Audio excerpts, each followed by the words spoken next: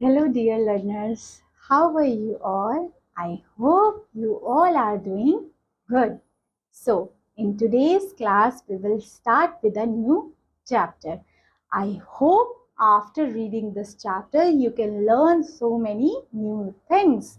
And this chapter is very interesting. Okay. So, name of the chapter is Democracy. What is the name of the chapter? Democracy. That is chapter number first of your book. So, let us start with this chapter. ठीक है, आपने democracy word काफी सुना होगा. आज हम इसी को बड़े डेप्थ में समझेंगे. डेमोक्रेसी क्या होती है, कैसी होती है, क्या क्या चीजें होती है, ये सारी चीजें बहुत अच्छे से देखेंगे. आई होप आप जब इसको चैप्टर को पढ़ लोगे आपको काफी चीजें नई नई समझ में आएगी और अच्छी लगेगी. ठीक है, शुरू करें आज का चैप्टर. करें, चलिए बच्चों शुरू करते हैं आज का chapter. Meaning and definition of democracy. Of course ये चैप्टर ही डेमोक्रेसी आपने देखा ना, लोगों के लिए, जहां लोगों की फ्रीडम होती है, जहां लोगों की सुनी जाती है, वो होती है डेमोक्रेटिक कंट्री. जहां पे सिर्फ रूलर की यहाँ या फिर किसी एक इंसान की सुनी जा रही है, वो डेमोक्रेटिक कंट्री नहीं है. अगर हम बात करें इंडिया की, तो क्या वो डेमोक्रेटिक कंट्री है? ऑफ कोर्स यस, क्योंकि यहाँ पे सबकी सुनी जाती है, सबकी अपनी फ्रीडम है. You can say what you want to say. So that's why India is a democracy country. At present we have a democratic government, form of government. हमारी एक डेमोक्रेटिक लोगों से चुनी हुई गवर्नमेंट आई है ना. ऐसा तो नहीं है जो पहले से चलती हुई आ रही है वो आई है, नहीं. जो लोग, जिनको लोगों ने वोट दिया, जिनको मेजोरिटी मिली, वो गवर्नमेंट इंडिया में बनी है ना. ऐसा ही है, ऐसा तो नहीं है पहले से जिसके पापा या परदादा या वो प्रेसिडेंट पीएम थे तो उसी की अभी तक सरकार चलती हुई आ रही है. ऐसा तो नहीं है. हर 5 साल में गवर्नमेंट चेंज होती है, हर 5 साल में आप लोग वोट देते हो. ठीक है, आप 18 ईयर्स से अबव के जो भी बच्चे हैं, जो भी कैंडिडेट है, चाहे गर्ल, बॉय और ट्रांसजेंडर, वोट दे सकते हैं. ठीक है, ये तो पता है. और जिनको आप वोट दोगे, जिनको मेजोरिटी हासिल होगी, वो अपनी गवर्नमेंट बनाती है ना. In older days people did not have to do anything with the rulers. ठीक है, पहले ऐसा नहीं था. अब के टाइम पे काफी चीजें चेंज हुई है, पहले ऐसा नहीं था. In fact those days people are been ruled by the king. पहले आपने देखा होगा टीवीज में या कहीं पे, king are the real owner and they can do whatever they want to do. उसमें लोगों का कोई इनपुट्स नहीं होता था. किंग जैसे चलाना चाहे अपनी प्रजा को वैसे चला सकता था. ठीक है, no one question their authority, they ruled according to their wish. वो किसके, अपनी विश के अकॉर्डिंग रूल करते थे. In 17th and 18th century, there were many revolutionaries occurred that restrict power of a king.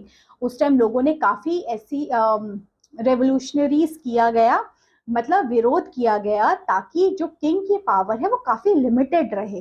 वो ऐसी ना हो कि किंग ही पूरा सोली होली रिस्पॉन्सिबल और उसी के डिसीजंस माने जाएं सब. ठीक है, इससे क्या होती है, लोगों की फ्रीडम कहीं ना कहीं वॉयलेट होती है. ठीक है, firstly they were forced by the people to rule in according with the establishment of law and not according with their wish. वहां पे कैसे रूल को किया जाता था, जैसे किंग चाहता है वैसे ही रूल्स बनते थे, वैसे ही लॉज बनते थे, जिनको अपने मतलब एक तरीके से जैसा किंग चाहे. किंग अगर चाहेगा कि यहाँ से अभी जितने भी घर है उनको हटा दिया जाए तो हट जाएंगे, है ना. किंग चाहेगा यहाँ पे अभी कोई दूसरी चीज बननी तो बन जाएगी. लोगों की वहां नहीं सुनी जाएगी. लोग चाहे वहां विरोध करें, चाहे रोए, चाहे गाएं, no one listen. Okay, in modern times the government is maximum country are run by people representative. आज के टाइम पे government is run by the people representative, means those whose people can choose, that people can run the government. This is democracy, a popular form of government. एक democracy है जिसको हम बोलते हैं एक पॉपुलर फॉर्म ऑफ गवर्नमेंट की. democracy has been defined by Abraham Lincoln as a government of a people, for the people, by the people. ये आपने सुना होगा ना, गवर्नमेंट जो है वो है पीपल के लिए और पीपल के द्वारा है। ठीक है, this kind of government is thought to be the best form of government. ये गवर्नमेंट को सबसे बेस्ट फॉर्म ऑफ गवर्नमेंट भी बोला जाता है। In this system, people themselves participate in all the activities of the government. इसमें क्या होता है? In this system, people themselves participate in all the activities of the government and exercise full control. यहाँ पे आप लोग अपना वोट देते हो, अपनी आपकी एक पावर है, आपके हर एक वोट की एक वैल्यू है। ठीक है, आप खुद सारे डिसीजंस लेते हो, है ना, कोई आपके पे रिस्ट्रिक्शंस नहीं है, कोई आप पे कोई मतलब पावर नहीं है, मतलब ऐसे कोई रिस्ट्रिक्शन वाली पावर नहीं है कि आपको ऐसा ही करना है। You can do whatever you want to do, you can move anywhere in the country, you can, आप कहीं पे भी, यू कैन रेसिड, आप अपना रेसिडेंशियल एरिया अपने आप चूज कर सकते हो, यू कैन स्टे एनीवेयर, है ना, यू कैन असेंबल एनीवेयर, है ना, आप अपनी बात भी गवर्नमेंट तक रख सकते हो, जिसमें आप रैलीज निकाल सकते हो, अवेयरनेस प्रोग्राम्स कर सकते हो। ये सारी चीजें आपको राइट्स के तौर पे डेमोक्रेसी कंट्री में मिलती है। इन representative of people make law, they also see those laws are full executive and that not injustice is done in any person. Democracy में देखा जाता है किसी के साथ कोई इनजस्टिस नहीं हो रहा, everyone is equal before the law. In democracy also it is important that everyone is equal and their laws are equally distributed between them. Okay, so ये है डेमोक्रेसी का, हमने देख लिया। अब थोड़ा हिस्टोरिक बैकग्राउंड देख लेते हैं। पहले के टाइम पे भी क्या ऐसा ही होता था? आज के टाइम पे तो हमें इतनी सारी फ्रीडम्स मिली हुई है। आज के टाइम पे तो ये भी फ्रीडम है बच्चों कि अगर आपसे कोई भी, आप किसी ने आपसे कोई, किसी बच्चे ने, किसी ने, या किसी ने भी आपसे कोई पर्सनल क्वेश्चन पूछा है तो you have the right to be silent. आप साइलेंट रह सकते हो, जरूरी नहीं आपको उसका आंसर देना हो। तो काफी सारी राइट्स है, आपकी लाइफ के रिलेटेड आर्टिकल नंबर 21 में राइट्स दी गई है। ठीक है, कि आपको अपनी लाइफ जीने का अधिकार है। जीने का इन सेंस आपको बेसिक फैसिलिटीज होना एक नीड, एक बेसिक है, वो आपके आर्टिकल नंबर 21 में बोला गया है। ठीक है, तो हम हिस्टोरिक बैकग्राउंड देखते हैं। Republic of ancient India were the source of all the earliest example of democracy in civilization. The republics were set up sometime before 6th century BC, before the birth of Gautam Buddha. तो यहाँ पे जो हम पहले देखेंगे, पहले कैसे किस तरीके से रूल किया जाता था। महाजनपदास होते थे, है ना, बहुत सारे अलग अलग क्षेत्र में अलग अलग चीजें हुआ करती थी। ठीक है, तो उससे वो लोग काम किया करते थे। ठीक है, जैसे Athens are the first and most significant democracy in the ancient times. ठीक है, the word democracy was invented by Athens in order to define the system of government in इतने बीसी। तो पहले के टाइम पे कैसी कैसी चीजें स्टार्टिंग में चेंज हो रही थी, वो इसमें सारी चीजें मेंशन की। अगर हम एक एक चीजों को देखें, one of the reason why the system is feasible was because of the relative small portion of Athens and modern standard. क्योंकि उस टाइम पे वहां पे सबसे पहले डेमोक्रेसी शुरू हुई थी, वहां पे ये कामयाब भी इसलिए क्योंकि वहां पे पॉपुलेशन कम थी। तो धीरे धीरे धीरे करके यहाँ पे देखो, citizenship rights were strictly limited to non slave adult to Athens, therefore women, children, slaves, foreigner as residential alliance groups together make the majority of city population has no right to participate in assembly. देखिए वहां पे democracy तो थी but काफी limited लोगों के पास ही थी, बाकी ज्यादा लोगों के पास भी उस टाइम पे पावर नहीं थी। फिर अब के टाइम पे हम देखते हैं कि अब के टाइम पे 20th सेंचुरी में डेमोक्रेसी कैसी थी। ठीक है, the end of first war, आपको पता है ना 2 वर्ल्ड वॉर हुए थे। फर्स्ट वर्ल्ड वॉर के बाद was a temporary victory of democracy in Europe as it is preserved in France and temporary extended in Germany। धीरे धीरे करके यूरोप एंड जर्मनी इन सब में डेमोक्रेसी आती है after the first world war. Okay, already in 1600 a full modern democracy right and universal suffrage for all citizens was implemented in Finland। ठीक है, ये किस तरीके से कि डेमोक्रेसी राइट्स और सबको वोट देने का अधिकार, ये सारी धीरे धीरे चीजें स्टार्ट हुई हमारी। इन 1930s become a decade for dictators in Europe. देखिए ये ना हम इंपॉर्टेंट चीजें इसमें देख रहे हैं, क्योंकि ये सारा का सारा पढ़ना इट्स नॉट इम्पॉर्टेंट, इसमें जो इम्पोर्टेंट चीजें हैं वही हम हाईलाइट करके वही पढ़ेंगे कि कैसे। अब देखिए जो जहां से जो इम्पोर्टेंट शुरू होता है ना वो ये है कैरेक्टरिस्टिक ऑफ डेमोक्रेसी। ये तो जस्ट ऐसे लिखा हुआ है कि पहले कैसे था, जैसे यहाँ लिखा है India become a democratic, India कब बनी डेमोक्रेटिक रिपब्लिक, इधर में बनी। जापान कब मूव हुआ डेमोक्रेटिक के पीरियड 1920s के टाइम पे हुआ था, but it was under the effective military rule, तब भी वहां मिलिट्री रूल ही लगा था। डेमोक्रेसी तो आई थी पर एक मिलिट्री रूल था। पर इंडिया में कब, जैसे इंडिया आजाद हुई, जैसे हमारा कॉन्स्टिट्यूशन बन के रेडी हुआ और इम्प्लीमेंट हुआ, तो हमारे कंट्री में तब से डेमोक्रेसी फॉलो हो रही है। कौन से ईयर से? 1950 से। अचीविंग इंडिपेंडेंस हमें ब्रिटेन से मिला, फिर उसके बाद हम अपना डीकोलोनाइजेशन मतलब अलग अलग कॉलोनीज में जो बटे थे, है ना, क्रिएटेड मच पॉलिटिकल, ये इस तरीके से सारी चीजों को इसमें लिखा हुआ है। अब यहाँ पे हम बढ़ते हैं कैरेक्टरिस्टिक्स, मेन जो चीज है यहाँ पे तो परसेंटेज लिखिए, that is not so important, ठीक है। तो कैरेक्टरिस्टिक्स में क्या आ जाएगी हमारी सारी चीजें कि क्या डेमोक्रेसी की कैरेक्टरिस्टिक्स होती है। First, sovereignty rest in the people, मतलब जो निर्णय लेने का अधिकार है वो किस में रहेगा?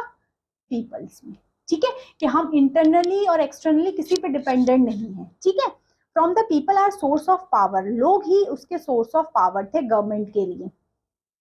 Government gets all its power from the people and answerable to them and uses of these power, ठीक है। गवर्नमेंट के लिए वो काम करते थे, पीपल ही सबसे सोल पावरफुल एजेंट है। सेकंड है liberty. Liberty is essential characteristic of democracy. Liberty एक हमारे लिए एक एसेंशियल कैरेक्टरिस्टिक्स है। It is a democratic setup, everyone is free to express their opinion. Liberty मतलब क्या, हम अपने ओपिनियंस को एक्सप्रेस कर सकें, ठीक है। टू फॉर्म्स ऑफ एसोसिएशन बनाए, फेथ हो रिलीजियस पे, मतलब हमें हर चीज का एक लिबर्टी, हर चीज की आजादी है। हम किस रिलीजियस को मानना चाहें, हम किस पे फेथ रखना चाहें, कौन सी एसोसिएशन बनाना चाहें, ठीक है, हम कहीं पे घूमना चाहें, we are free, okay, this is known as liberty. Equality, by the word we can able to say equal, we all are equal, whether we are men, women, belong to different tribal communities, or we are belong to different religious groups, we all are equal, we all are human beings, that is important. Equality is the only one pillar of democracy. In democratic, everyone is equal status and no discrimination is based on their characteristics like their caste, religious, their gender. No one is different, everyone is equal, this is equality. Fourth is fraternity. Democratic government is based on mutual goodwill and fraternity, भाईचारा, brotherhood, है ना। ये होता है कि हमें एक तरीके से एक यूनिटी के तौर पे एकजुट होके काम करना है, ठीक है। The purpose of giving equal rights to every individual is to promote fraternity among all. It's promote mutual love, हमारे बीच में एक तरीके से म्यूचुअल लव हो, प्यार हो हमारे बीच में, है ना, एक भाई बहन का प्यार, हम सब एक दूसरे से प्यार करके आगे मिलके बढ़े, ठीक है। एक तरीके से भाईचारा, brotherhood and sense of belongingness हमारे में हो। This is the thing. State and government are means. In a democratic government, an individual is not sacrificed for state, rather than the state and the government are considered a means of fulfillment of the interest of individual. Government किस लिए है कि ये जो individual की जितनी भी needs है इनको फुलफिल कर पाए। यस, गवर्नमेंट का काम क्या होता है? लोगों के लिए काम करना, लोगों की नीड्स, लोगों की जितनी भी चीजें उनको फुलफिल करना। Therefore, the state and the government always try to promote the interest of the people. इसलिए गवर्नमेंट का रोल है कि जो लोगों की इंटरेस्ट है, लोगों की ये काम करना, उनके लिए चीजें ठीक करना। इंडिपेंडेंट जुडिशरी, हमारे यहाँ पे इंडिपेंडेंट जुडिशरी है, ठीक है, किसी पे कोई रिस्ट्रिक्शंस नहीं है। Independent judiciary is the hallmark of democracy, हमारी गवर्नमेंट के लिए, हमारी डेमोक्रेसी के लिए सबसे इंपॉर्टेंट है। Thus, democratic judiciary, beside protecting the rights of liberties of peoples, also secure the exploitation of government. जो गवर्नमेंट का एक्सप्लॉइटेशन होता है इसको भी प्रोटेक्ट करके रखती है. कौन? हमारी जुडिशरी. फिर हम 7th में बात करते हैं प्रोविजन ऑफ राइट्स. क्या क्या राइट्स दिए हुए हैं? The provision of rights made in the constitution is a symbol of perfect and healthy democracy. हमारी जो राइट्स हमें दी गई है ये किसका सिंबल है? कि हमारे यहाँ पे हमें राइट्स मिली हुए. तो ये किसका सिंबल है? एक हेल्दी डेमोक्रेसी, क्योंकि यहाँ पे सबको राइट्स है, whether you are a girl or a boy और एनीवन. आपको अपनी बात कहने का, हर चीज का एक आपको राइट मिला हुआ है. So in a democratic government people are provided social, economical, religious, political and cultural rights. आपको सारे तरीके की राइट्स दी हुई है, देख सकते हो. हर चीज की राइट्स है. रिलीजियस, आप किसी भी धर्म को मानो. सोशल, सोसाइटी में रहने की जितनी नीड्स है, आप कहीं पे भी रहो, कहीं पे घूमो, कहीं पे जाओ, आपको राइट है. इकोनॉमिक, आपने इकोनॉमिक डिसीजंस खुद लेने का अधिकार है ना. ये सारी चीजें. रेगुलर इलेक्शंस होते रहते हैं हमारे यहाँ पे. ठीक है. To strengthen democracy, provision is also made to hold regular elections. हमारे यहाँ पे रेगुलर इलेक्शन का प्रावधान भी बहुत इंपॉर्टेंट है.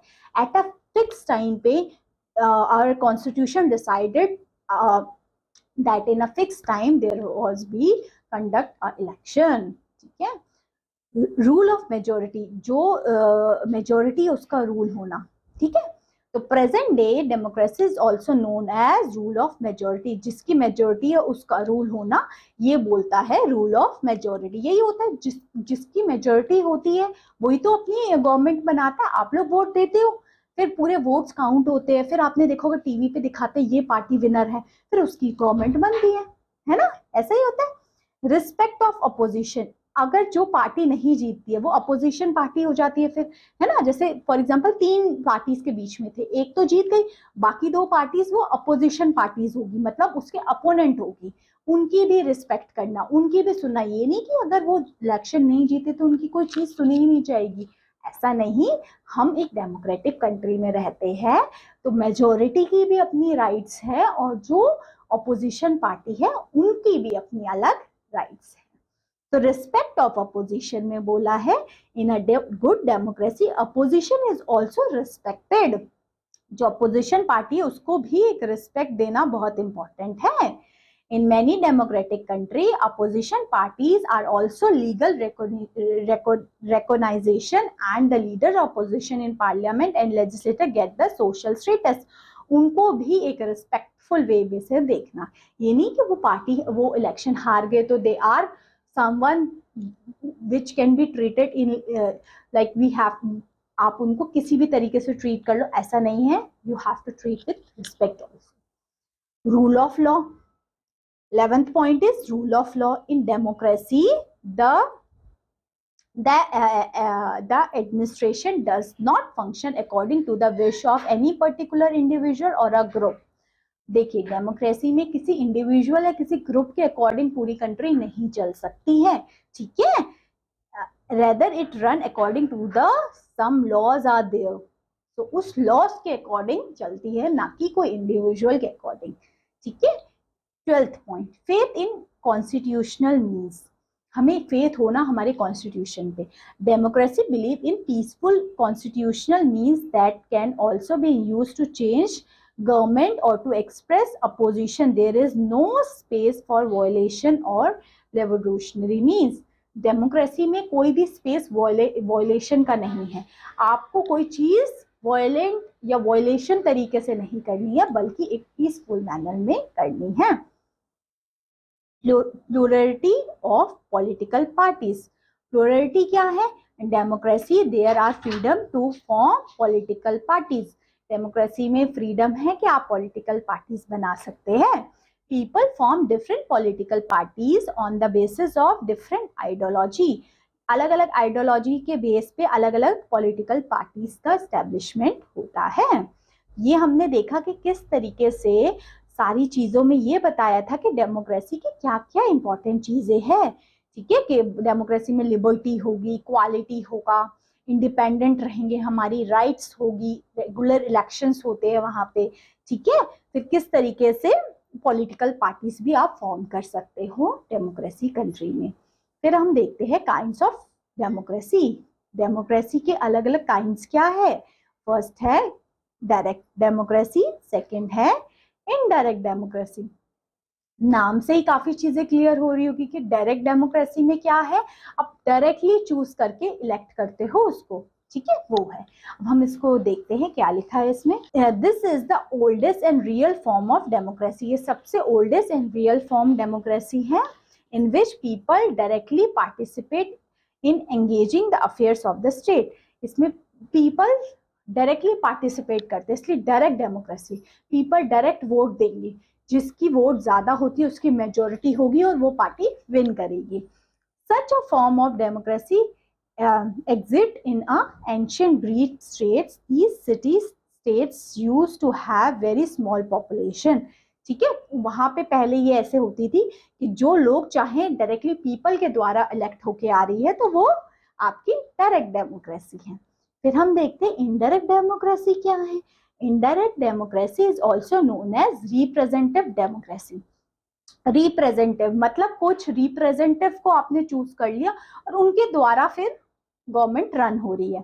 In this democracy people elect their representative, उसमें खुद वोट नहीं देते, हमने रिप्रेजेंट को इलेक्ट किया, वो चला रहे हैं हमारी पूरी गवर्नमेंट को। अब on the basis of universal adult franchise and throw them to carry the administration. जो यूनिवर्सल एडल्ट फ्रेंचाइज है वो ये है कि आप वोट देके एक रिप्रेजेंटेटिव को आपने चूज किया और वो रन कर रहा है गवर्नमेंट को, ठीक है, जो कि इंडिया में और बाकी सारे स्टेट्स में ये पाई जाती है कि रिप्रेजेंटेटिव के द्वारा गवर्नमेंट रन किया जाता है और ना कि डायरेक्टली पार्टिसिपेट इन कि पीपल डायरेक्टली चला रहे हैं गवर्नमेंट। एक रिप्रेजेंटेटिव होता है ना, हाँ, अलग अलग जगह से एक रिप्रेजेंटेटिव इलेक्ट होके आते हैं, आप उनको वोट्स देते हो, फिर अगर वो पार्टी जीतती है तो उनके रिप्रेजेंटेटिव कंट्री को चलाते हैं। डिसाइड अबव और भी कुछ टाइप की डेमोक्रेसीज होती हैं, ये तो डायरेक्ट और इनडायरेक्ट तो है, उसके साथ साथ एक कम्युनिस्ट और पीपल्स डेमोक्रेसी होती है और एक कैपिटलिस्ट और लिबरल डेमोक्रेसी होती है। इन दोनों का नाम चाहे आप कम्युनिस्ट बोलो या पीपल डेमोक्रेसी बोलो, बात सेम ही है, ठीक है, बात सेम ही है। तो कम्युनिस्ट से नाम से समझा जा रहा है जहां लोगों के लिए काम हो रहा है, ठीक है, जहां पे लोगों के लिए काम हो जा रहा है, ठीक है। तो इसमें क्या होता है, communist countries claim to real democracy describe democracy on the other country as a more district. देखिए कम्युनिस्ट डेमोक्रेसी में क्या होता है, in communist democracy production and means of production are under the control of public control. Public मतलब लोगों के control में होता है, क्या वहां का जितनी चीजें है, वहां की पब्लिक प्रॉपर्टी से लेके उनका प्रोडक्शन, है ना। जैसे इंडिया में, इंडिया में क्या है, अगर जितने भी हमारे जो मीन्स ऑफ प्रोडक्शन है, जैसे अलग अलग इंडस्ट्रीज है, वो किसके अंडर में, अगर गवर्नमेंट के अंडर में है ना, तो वो कम्युनिस्ट हो गया। अगर वो जितने भी बड़ी बड़ी इंडस्ट्रीज है वो अगर प्राइवेट एंटिटी के अंडर में आ गई तो क्या होगा, जैसे प्राइवेट, अब आप ये एग्जाम्पल से देखिए, दो एग्जाम्पल बताती हूँ। दो ट्रेन है, एक गवर्नमेंट रन करती है और एक प्राइवेट एंटिटी रन करती है, या फिर अगर आप ट्रेन से समझ लो या स्कूल से समझ लो, आप एक गवर्नमेंट स्कूल है एक प्राइवेट स्कूल है, दोनों में क्या फर्क होगा। गवर्नमेंट स्कूल जो होगा वो उसमें आपको फीस कुछ नहीं लगेगी, है ना, और वहां पे भी अच्छी पढ़ाई होगी, है ना, बट वहां पे क्या है, गवर्नमेंट की है तो वहां पे और अदर फैसिलिटीज जो इतनी प्रोवाइड की जाएगी। अगर गवर्नमेंट, दिल्ली गवर्नमेंट का कोई स्कूल है तो वहां पर आपको मिड डे मील भी मिलेगा, आपको वहां पे जितनी आपकी चीजें हो सकती है, वहां पे आपको बुक्स मिल जाएगी, आपको फ्री ऑफ कॉस्ट बुक्स मिल जाएगी, नोटबुक मिल जाएगी, ड्रेसेस मिल जाएगी, आपको अपनी यूनिफॉर्म मिल जाएगी, सब कुछ मिल जाएगा, है ना। वहां आपको 1 रुपए भी नहीं अपने खर्च करने पड़ेंगे, क्यों, क्योंकि वो गवर्नमेंट के अंडर आती है ना, गवर्नमेंट उसको रन कर रही है, तो सारा जो देख रेख गवर्नमेंट करेगी उसमें। वही अगर प्राइवेट स्कूल है तो वहां आपसे फीस भी ज्यादा चार्ज होगी, नो डाउट पढ़ाई बहुत अच्छी होगी, फीस तो अलग से चार्ज होगी, उसके साथ जितनी एक्स्ट्रा चीजें होती है, अगर आपको वहां पे कोई समर कैंप लगा है या फिर कोई डिफरेंट एक्टिविटीज हो रही है या आपने कोई वहां पे डिफरेंट स्किल्स सीखनी है, हॉर्स राइडिंग है या कुछ स्विमिंग सीखनी है, अलग चार्जेस होंगे, बुक्स के अलग चार्जेस आपसे लिए जाएंगे, कोई क्रिएटिव वर्क करवाना है अलग चार्जेस उसके।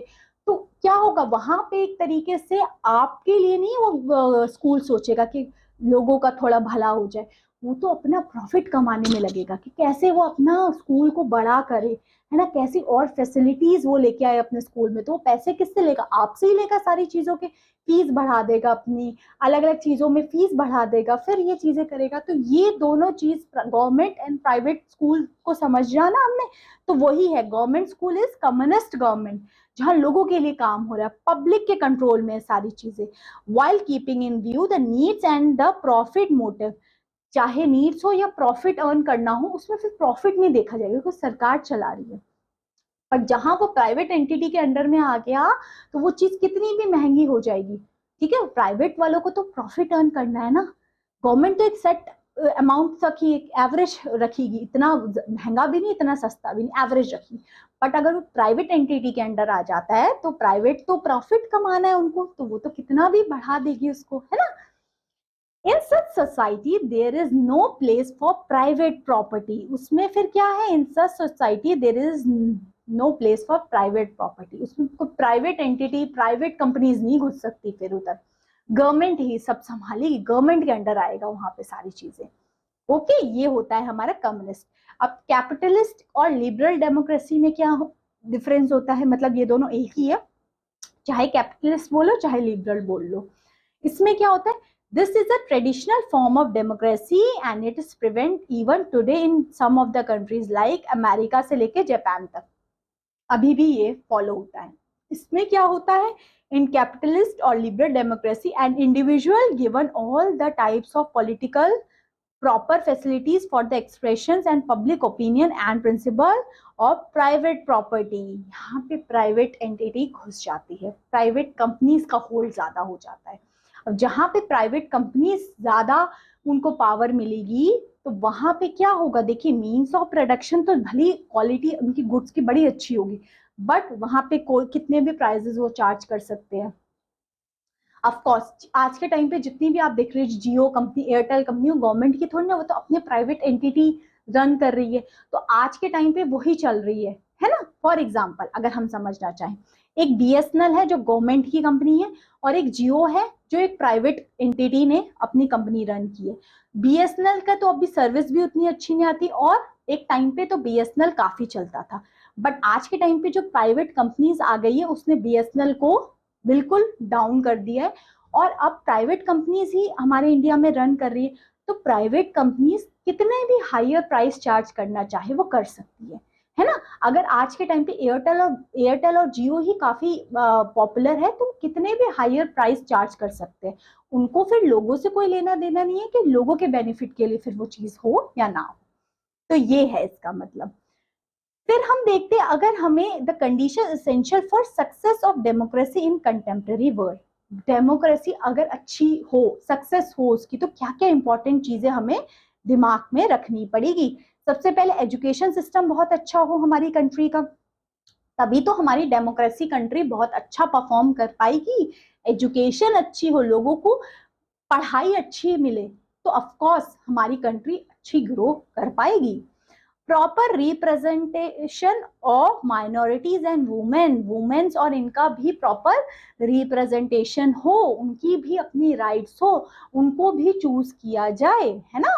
Proper arrangement should be made for protecting rights of minorities and womens, उनकी राइट्स को प्रोटेक्ट करने के लिए काफी चीजें की जाए, ये सारी चीजें। Strong desire for democracy, it is necessary for the success of democracy that people should have strong desire for democracy। हमारे डिजायर स्ट्रॉन्ग होना चाहिए डेमोक्रेसी के लिए, है ना। Enlightenment citizen, enlightened citizens are also necessary for success of democracy। We know that democratic government citizens are not only run by government but also examining the administration। Thus the success of democracy is mainly depend upon the intelligent citizen। Administration अच्छा होगा तो ही तो government अच्छे से run कर पाएगी। Administration मतलब rule regulation सब अच्छे से हों, है ना। जो हमारे आईएएस आईपीएस ऑफिसर इतने इंटेलिजेंट है, वही तो हमारा सब एडमिनिस्ट्रेशन संभालते हैं। ठीक है। फिर अगर हम आगे देखते हैं, high moral characteristic of people, high moral characteristic of people are essential for success of democracy। moral characters है ना, वो ज्यादा जरूरी है। it is characteristic for the people is if the moral characteristics low, the level of administration is also low, है ना। तो ये भी होना चाहिए। इकोनॉमिक इक्वालिटी होनी चाहिए, सब में इकोनॉमिक इक्वालिटी हो, है ना। ऐसा ना हो कि कोई बहुत ज्यादा रिच हो रहा है, कोई बहुत ज्यादा पुअर हो रहा है, एक तरीके से डिसेंसी हो, है ना। मतलब इकोनॉमिक टर्म्स में आप मनी टर्म्स में देख सकते हो, रिच क्लास, मिडिल क्लास और लोअर क्लास, इनमें इतनी ज्यादा डिस्पैरिटीज ना हो, सोशल इक्वालिटी हो, कोई डिस्क्रिमिनेशन नहीं हो, है ना, हम सबके बीच में कोई डिस्क्रिमिनेशन नहीं हो, है ना, तभी होगा। इंडिपेंडेंट जुडिशरी हो, मतलब जो हमारे कोर्ट्स है वो अपना डिसीजन खुद ले पाए, किसी का इंटरफेरेंस ना हो। साउंड पार्टी सिस्टम हो, अच्छी हमारी पॉलिटिकल पार्टीज हो जो हम लोगों के लिए काम करें, है ना, हमारी कंट्री के लिए अच्छे अच्छे रूल्स रेगुलेशंस बनाए, तो ये इंपॉर्टेंट है। रिटन कॉन्स्टिट्यूशन, हमारा आपको पता है इंडिया का जो कॉन्स्टिट्यूशन है वो रिटन कॉन्स्टिट्यूशन है, सारी चीजें हमारे कॉन्स्टिट्यूशन में लिखी गई है। फ्री एंड ऑनेस्ट प्रेस, जो हमारी टीवी मीडियाज है उनको फ्री हो, वो अपनी बात फ्रीली रख पाए, है ना, वो इम्पोर्टेंट है। पीस एंड सिक्योरिटी, हमारी डेमोक्रेसी के लिए एक शांति और अच्छी सिक्योरिटी होना बहुत इंपॉर्टेंट है। अगर पीस और सिक्योरिटी को नुकसान होता है तो डेमोक्रेसी पे अटैक माना जाता है, ठीक है। सेल्फ गवर्नमेंट्स हो हमारी, अलग अलग विलेज लेवल पे, अलग अलग डिस्ट्रिक्ट लेवल पे, ये नहीं कि सिर्फ जो प्राइम मिनिस्टर और पीएम है उसी की पावर है, और जो लोअर लेवल पे जो गांव पे ग्राम सभा बनाई जाती है, इन लोगों के पास भी पावर्स दी जाए, है ना। इंडिपेंडेंट इलेक्शन हो हमारे, ऐसा नहीं हो कि किसी को फोर्सफुली इलेक्शन में कोई धोखाधड़ी हो, फ्री एंड फेयर इलेक्शन हो हमारी कंट्री में, ठीक है, ये सारी चीजें हैं। अब how far these condition are available in India, हमारी कंट्री में क्या क्या हिंड्रेंस हो रही है, क्यों हमारी डेमोक्रेसी वाली कंट्री जो जहाँ पे डेमोक्रेसी फॉलो होती है, क्यों हमारी कंट्रीज में ऐसी क्या क्या चीजें हैं जो ठीक से वर्क नहीं कर पा रही है, जिसकी वजह से हमारी डेमोक्रेसी इफेक्ट हो रही है, क्या क्या चीजें हो सकती है। फर्स्ट है इलिटरेसी, हमारे यहाँ पे जो लिटरेसी रेट है वो बहुत कम है, इसको बढ़ाने की जरूरत है ना। इकोनॉमिक इनइक्वालिटी, इकोनॉमिक टर्म में बहुत ज्यादा इनइक्वालिटी है ना। While split economic inequality are found in India in large number of people living below poverty line, हमारे यहाँ पे गरीब बहुत है, गरीब की पॉपुलेशन इट्स मोर देन, और अमीर इट्स ऑलमोस्ट 1 to 4% अमीर, जो जिसको बोलते हैं हम हायर सोसाइटी के लोग।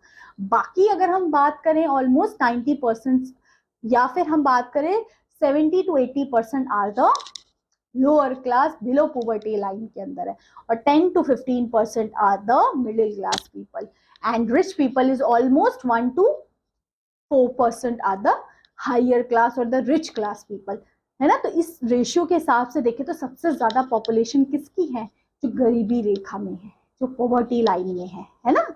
पॉलिटिकल ऑफ वायलेंस, जो उनका पॉलिटिक्स ऑफ वायलेंस, इंडिया में जो वायलेंस होता है पॉलिटिक्स के नाम पे, वो चीजें हैं। कॉम्युनिज्म है ना, जिसकी वजह से हमारी काफी हमारा इन्फ्लुएंस पीपल पे काफी कम हो गया है। They mainly influence poor people. Lack of political stability, हमारे यहाँ पे सरकार की खुद की एक स्टेबिलिटी नहीं होती, कब सरकार गिर जाए पता ही नहीं चलता। करप्शन बहुत ज्यादा है, ये सारी चीजों की वजह से हमारी डेमोक्रेसी इफेक्ट हो रही थी। अब कुछ और डिफरेंट फॉर्म ऑफ डेमोक्रेसी हम देखते, देखिए हम डिफरेंट फॉर्म्स देख रहे हैं, कैसे हमने कैपिटलिस्ट पढ़ा, कम्युनिज्म पढ़ा, वैसे ही यहाँ पे डिफरेंट डेमोक्रेसीज है। फर्स्ट है authoritative, second is military dictatorship, and third one is totalitarian government. तो ये गवर्नमेंट्स है। सबसे पहले हम बात करते हैं authoritarian government. Authoritarian government is a form of dictatorship in which the whole power of a government is vested in one or fewer individual। इसमें क्या होगा, किसी एक या कुछ गिने चुने लोगों पे ही सब कुछ तय है, उनके पास सारी पावर्स है, सब लोगों के पास नहीं है। इसमें कुछ गिने चुने लोगों के पास या फिर कोई एक दो लोगों के पास ही सारी पावर है, who are not responsible to anyone for exercise their power। और वो जैसा चाहे वैसा चलाए अपनी कंट्री को, कुछ गिने चुने लोगों के पास ही पावर होती है, ये कहते हैं हम अथॉरिटेरियन गवर्नमेंट इसको। ठीक है, क्लियर हो रहा है। This individual or a few individual acquire power by force or remain in office as long as they want. इसमें कोई परमानेंट टर्म नहीं है कि इतने टर्म के लिए, जब पावर में आए और कब तक कितने टाइम के लिए भी वो रह सकते हैं पावर में. This is known as authoritarian government. अब हम आगे मूव करते हैं जिसमें हम बात करते हैं मिलिट्री डिक्टेटरशिप. मिलिट्री से ही समझ आ रहे हैं, जिसमें मिलिट्री की पावर हो गई, जहाँ पे आर्म फोर्सेस, जहाँ पे सोल्जर, जैसे मिलिट्री रूल आपने सुना होगा है ना, जिसमें वहाँ की जो सरकार है वो कौन रन कर रहे हैं, वहाँ की जो भी सोल्जर्स है उनके कंट्रोल में आ गई है. Military dictatorship is a form of authoritarian system of government. Today, in many countries, military has assumed power after doing away with a democratic country. In such system, a high-ranked military officer, जो मैंने बताया ना, जैसे soldier या कोई high rank military, एक higher military में ranks होती है ना, आर्मी, नेवी, एयरफोर्स में, तो उसकी जो टॉप मोस्ट रैंक जो भी होगा, जनरल है या आर्मी, डिफरेंट रैंक्स होती है, उसको पावर दे दी जाए, उसको बोले अब आप कंट्री संभालो, तो जो उसको कंट्री संभालने के लिए बोल दिया है ना, उसको कहते हैं हम मिलिट्री डिक्टेटरशिप. जहां पे मिलिट्री ने रूल किया है, मिलिट्री की रूल एंड रेगुलेशन फॉलो की जाएगी, जिसको हम मार्शल लॉ भी बोलते हैं. ठीक है, ये काफी कंट्रीज में आपने सुना भी होगा, इवन बांग्लादेश आज के टाइम पे है ना, अगर हम बात करें वहां पे भी है ना. और जब कंट्री में कोई सरकार नहीं बचती, किसी के पास मेजोरिटी नहीं होती, तो वहां डिक्टेटरशिप लगा दिए जाते हैं, मिलिट्री डिक्टेटरशिप. जो मिलिट्री का जो हायर ऑफिसर है वो संभालेगा अब कंट्री को. ठीक है, तो यहाँ पे क्या किस तरीके से काम होता है, the government is omnipotent and the supreme power of government lie in the military officer. जो हाँ मिलिट्री ऑफिसर है वही कैरी आउट करता है सारी चीजें. Opposition is not tolerate rather than it is suppress. उस टाइम पे कोई आपके पास फ्रीडम नहीं, कुछ नहीं, सिर्फ वो जैसे चाहे, मिलिट्री ऑफिसर जैसा चाहे वैसे कंट्री को रन करेंगे, वो वैसी कंट्री हमारी चलेगी. तो ये होता है हमारा मिलिट्री डिक्टेटरशिप.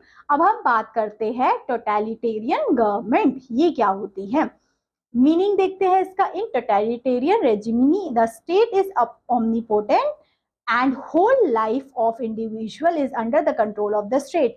यहाँ पे क्या हो गया कि पूरी लाइफ लोगों की किस पे डिपेंड कर रही है, स्टेट पे. जैसा स्टेट चाहे वैसा कर सकता है, इंडिविजुअल की वहां कोई फ्रीडम नहीं है ना. The individual own will cease to exist and live and die by the state. State मतलब कंट्री के लिए जिए, कंट्री के लिए मरे, उसकी अपनी कोई विश, अपनी कोई खुद कुछ नहीं है, वो अपनी कंट्री के लिए सारी चीजें करेगा. ठीक है, ये होता है हमारा टोटलिटेरियन. इसमें डिफरेंट टोटलिटेरियंस हम पढ़ते हैं. सबसे पहले कम्युनिस्ट टोटलिटेरियन क्या है. There was a wide spread of communism. Communism हमने पढ़ा ना, जब सारी पब्लिक के कंट्रोल में आ जाए, वो है हमारी, जिसमें गवर्नमेंट सारी चीजों को रन करे, नॉट प्राइवेट एंटिटी, वो है कम्युनिज्म. ठीक है, रशिया में ये हुआ था इन 1917 में. Communist considered capitalistic better than root cause of civilian. मतलब कम्युनिस्ट सोसाइटी को बेटर माना जाता है देन द कैपिटलिस्ट सोसाइटी. ठीक है, therefore they believe in doing away with capitalism and thereby establish classless society. इसलिए वो चाहते थे, इनका इंपॉर्टेंट रिनोन वो है कार्ल मार्क्स, जिन्होंने कम्युनिज्म पे एक बुक भी लिखी थी, और ये मानते भी थे कि कम्युनिस्ट गवर्नमेंट होनी चाहिए. ठीक है, यहाँ पे लिखा भी है, if I am not wrong, they believe in existence only one party, that is communist party, and do not tolerate opposition. वो कहते थे यहाँ पे एक कम्युनिस्ट पार्टी है, वही रूल करेगी. यहाँ पे मैंने बताया ना, टोटलिटेरियन में क्या होगा, किसी एक के स्टेट या फिर किसी एक पार्टी का रूल होगा, वो जैसे चाहे वैसे कंट्री को चलाने चाहे. तो वैसे ही रशिया में कौन सी पार्टी थी, one party rule, that is communist party, और बाकी अपोजिशन को वो टॉलरेट नहीं कर सकते थे. कम्युनिस्ट पार्टी जैसे रशिया को चलाना चाहे वैसे चला सकते थे, कोई उस पर रिस्ट्रिक्शंस, कोई कुछ इंडिविजुअल फ्रीडम्स उसमें फिर नहीं आती है. ठीक है, they are in favor of teaching communist ideology to achieve the goal using radio, television, press. Communist party की जो भी चीजें थी वो बताना। वैसे ही फेस्टिक टोटलिज्म है, इसमें क्या बोलते हैं, इटली में हुआ था, ठीक है, ये इटली में हुआ था। इसमें भी क्या हुआ था, in a short time they will be able to make Italy with a strong nation after taking the economic depression. Fascists are lost critics, democracy, communist and socialism are in favor of state intervention, in fact every human being। इसमें भी ऐसा ही था, इसमें भी एक party जो कि पूरी अपनी इटली को चला रही है। नाजी टोटलिज्म, नाजी से आप हिटलर समझ लोगे। जर्मनी में एक स्ट्रॉन्ग आप देख रहे हो हिटलर द नाजी डिक्टेटरशिप, जो जर्मनी को अपने कंट्रोल में पूरा चलाया उसने। वर्ल्ड वॉर के टाइम पे जो हिटलर ने चीजें खराब की थी वो तो हम सभी को पता है ना। तो ये एक डिक्टेटरशिप थी जर्मनी में कि जर्मनी में जैसा चाहा हिटलर ने अपनी गवर्नमेंट फॉर्म की और अपनी तरीके से अपने लोगों को काम कराया और चीजों को चलाया। ये हमने सारी चीजें पढ़ी। आई होप ये चैप्टर थोड़ा लेंथी था, आप लोगों को चीजें अच्छे से क्लियर हुई होगी। एक एक चीज अच्छे से हमने पढ़ी है, कैसे डेमोक्रेसी आई, डेमोक्रेसी के क्या चीजें हमें ध्यान रखनी चाहिए, डिफरेंट टाइप्स ऑफ डेमोक्रेसी भी हमने देखी है ना। आई होप ये चैप्टर आप लोगों को अच्छा लगा होगा और पढ़ने में मजा जरूर आया होगा। Then I will meet you in your next video, next class. तब तक के लिए thanks for watching, bye bye.